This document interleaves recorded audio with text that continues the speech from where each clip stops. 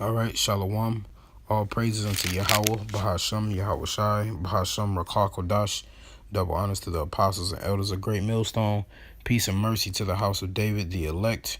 To you I say greetings. All right, so I have this article by NBC News, which is titled, Science Says Fluoride in Water is Good for Kids. So why are these towns, so why are these towns banning it? All right, so you see basically fluoride coming like toothpaste coming out of a faucet. All right, and see, this is something that's been going on for a very long time. Okay, and science will say it's good, but they know the elites and those who are running the society use these small tactics as depopulation schemes. Okay, just like chemtrails in the air. All right. It says in the past 5 years, 74 cities have voted to remove fluoride from their drinking water, despite thousands of studies showing it prevents cavities. Salakia. This is by Elizabeth Chuck. All right. So it's been hailed by the Centers for Disease Control and Prevention as one of the top public health achievements of the 20th century. Numerous studies have proven its safety and efficacy.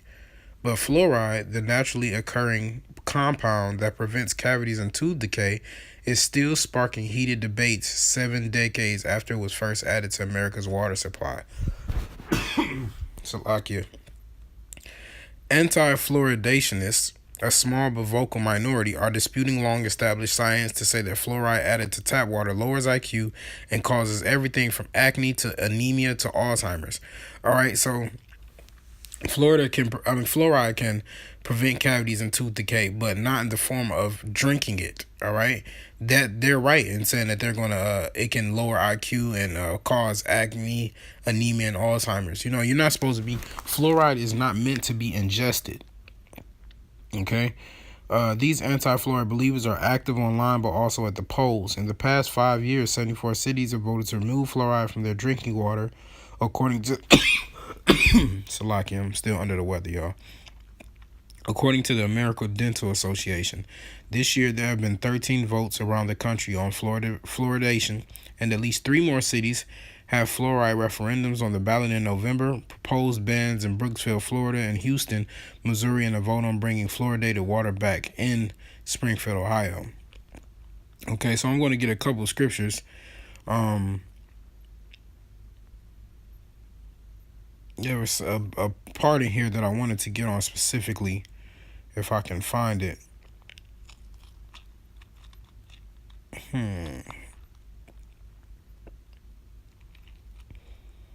All right, it says, Salaki.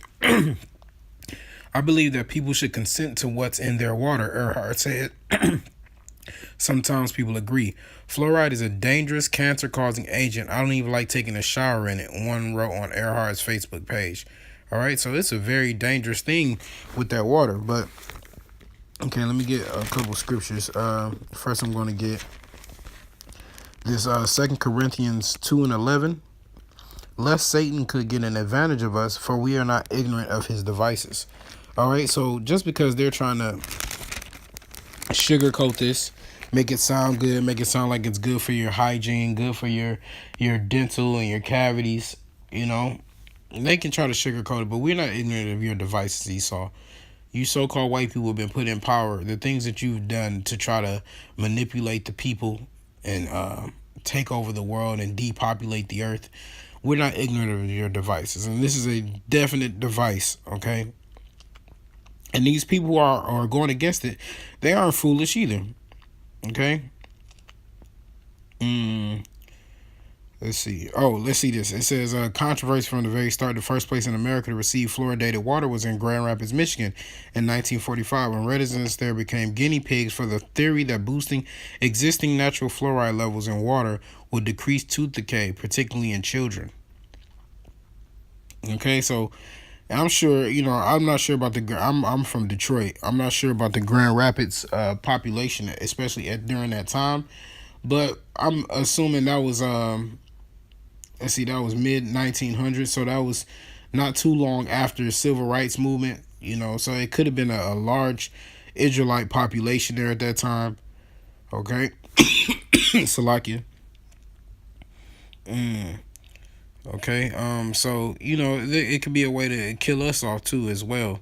All right. But let me get this in Lamentations. This is Lamentations 5:4. We have drunken our water for money.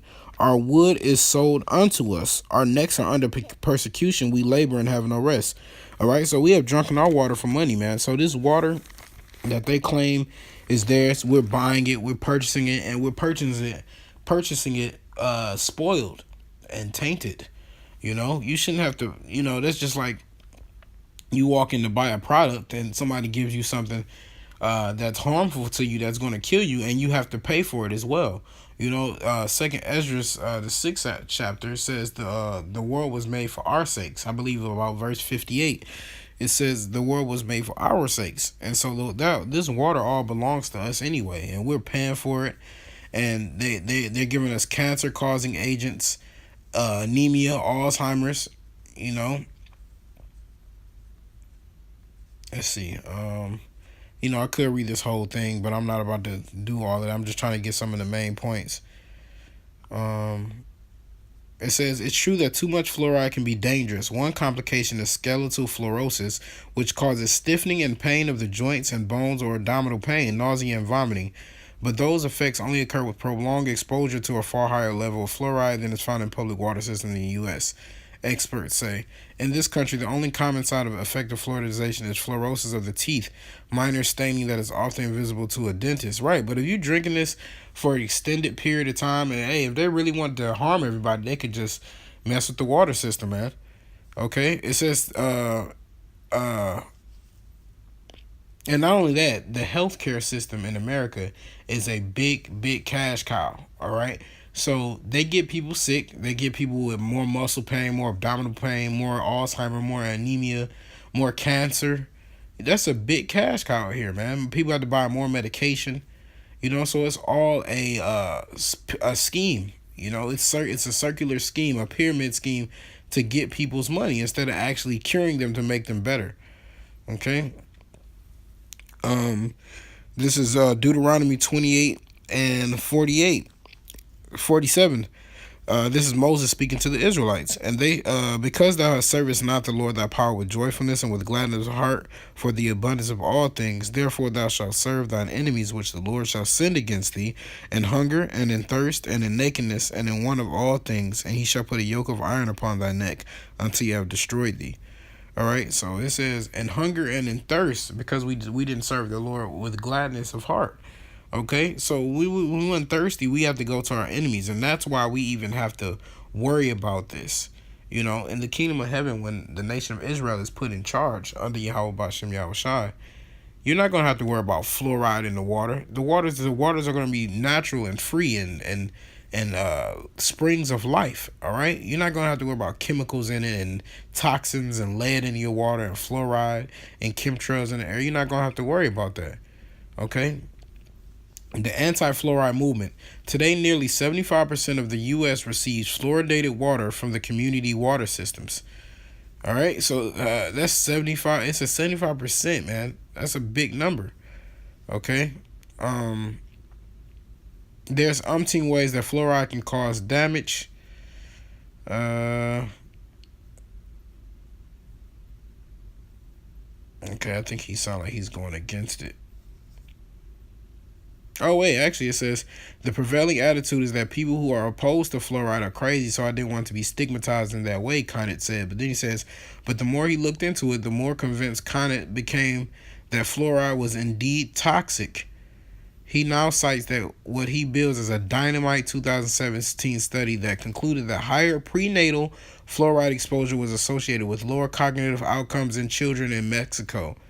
All right, so you see that? So those are Israelites, and prenatal, talking about children and children before their birth and young children. Okay. It says the findings, he says, are consistent with more than 50 other studies that concluded that fluoride lowers IQ. All right, so they put those in a lot of Israelite communities, man. That's a destruction tactic. And people are too naive to see it, but they have little articles like this, but people aren't going to read, man. Revelation 1 and 3 says, blessed is he that readeth, man. Okay? And see, that's included in toothpaste. But, technically, and a lot of I've spoken to brothers before about this before too. Like, I still use regular toothpaste. I do. I'm guilty of that. But there are brothers in the truth, we're trying to find all the natural remedies for doing things the best we can. Brothers like, hey, yo, don't use that. You can find something else. Different concoctions you can put together, with like lavender and vanilla and peppermint and things like that to make your own toothpaste. All right. But this being drunken is an issue. Okay, it says, which is more important, protecting your child's brain or protecting your children's teeth?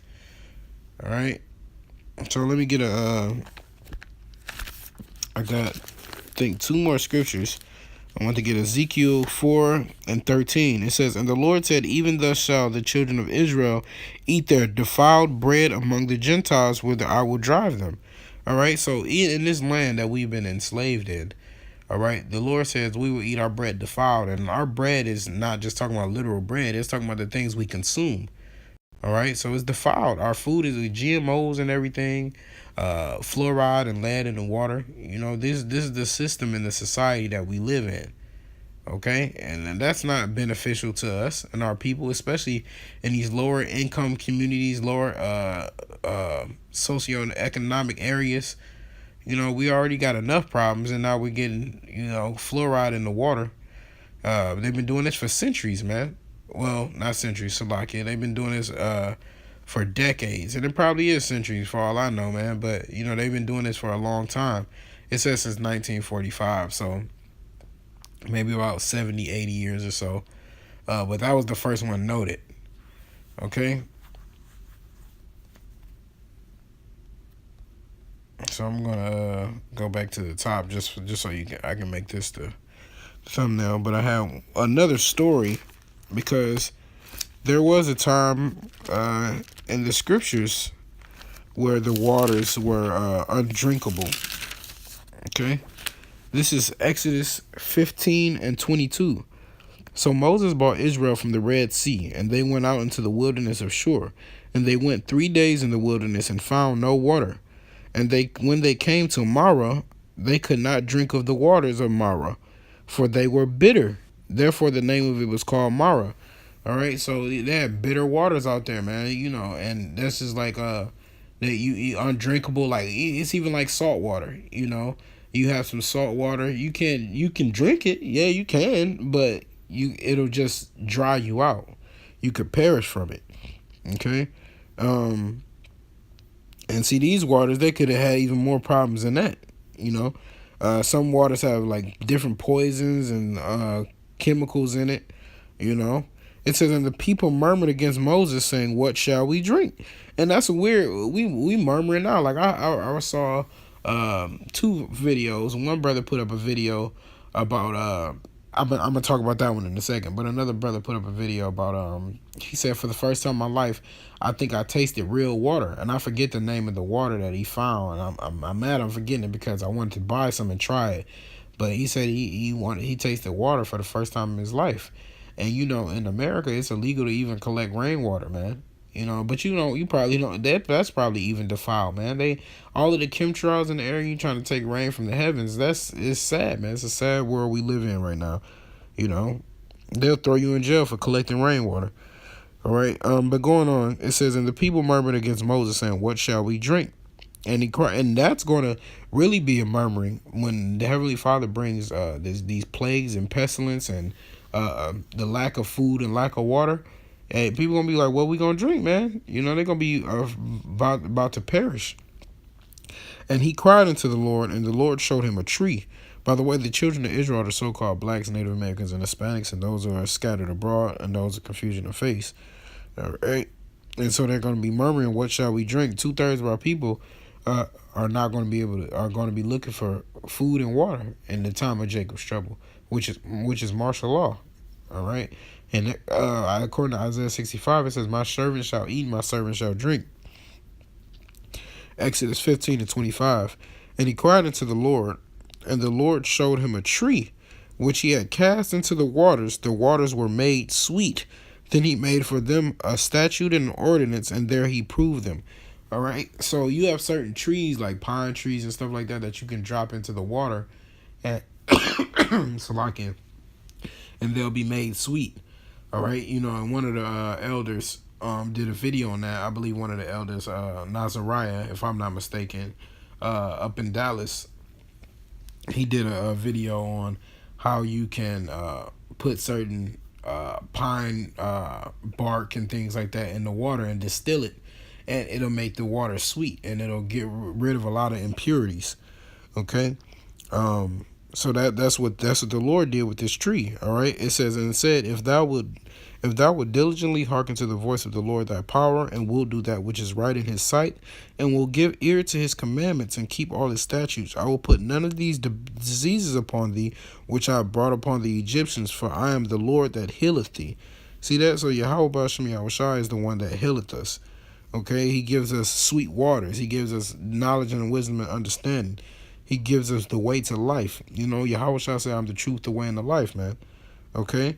And so, but of course, we didn't keep these laws, statutes, and commandments. So he brought those different plagues, and this is before the talking about the curses of Deuteronomy.